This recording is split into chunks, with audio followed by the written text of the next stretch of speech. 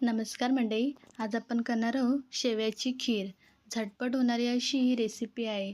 कधी अचानक गोड पदार्थ करायचा झालाच तर तुम्ही हा गोड पदार्थ करून देवाला दाखवू शकता की तुम्हीही खाऊ शकता. 5 मिनिटात तयार होणारी अशी ही रेसिपी आहे. त्यासाठी मी हे शेवयाची जे आहेत दाणे ते घेतलेले आहेत. ते बाजारामध्ये आरामात तुम्हाला कुठेही मिळू शकतात. आता आपल्याला हे एका कढईमध्ये 2 मिनिटं आपल्याला भाजून घ्यायचे आहेत.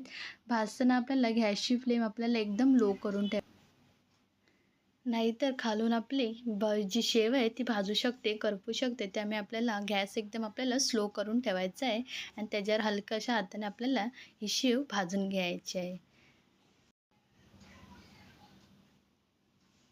बघा आपली शेव अशी भाजून झालेली आहे. आता त्यामध्ये आपण दूध ॲड करू. जशी तुम्हाला या खीरीची टेक्स्चर पाहिजे असेल तशी तुम्ही दूध ॲड करू शकता. जर जास्त घट्ट पाहिजे असेल तर तुम्ही कमी दूध ॲड करू शकता किंवा जरा जास्त असं पाण्यासारखी आपल्याला खीर पाहिजे असेल तर तुम्ही दूध आपण जास्त ॲड करू शकता. आता यामध्ये मी काजू बदाम घेतलेले आहेत. काजू बदाम बारीक कट करून मी यामध्ये ॲड करते. तुम्हाला पाहिजे असेल तुम्ही मनुकाही यामध्ये ॲड करू शकता. आता आपण व्यवस्थित दुधामध्ये मस्त मिक्स करून घेऊ आणि नंतर आपण यामध्ये साखर टाकू. मी जेमतेम इथे अर्धी वाटी साखर टाकलेली आहे. जसं तुम्हाला गोड पाहिजे असेल तसं तुम्ही यामध्ये साखर ॲड करू शकता.